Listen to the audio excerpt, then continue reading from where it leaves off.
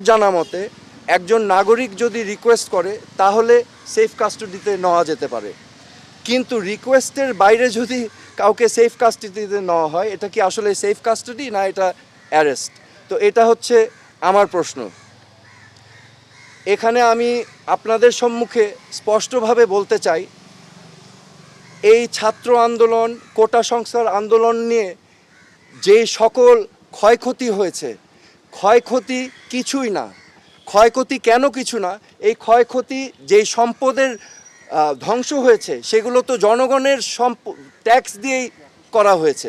এগুলো জনগণের সম্পদ, এগুলো হয়তো ভবিষ্যতে আমরাই আবার গড়ে নিব, কিন্তু একটি প্রাণ যেটা আমরা হারিয়েছি, একটি প্রাণও কি আমরা ফেরত পাবো?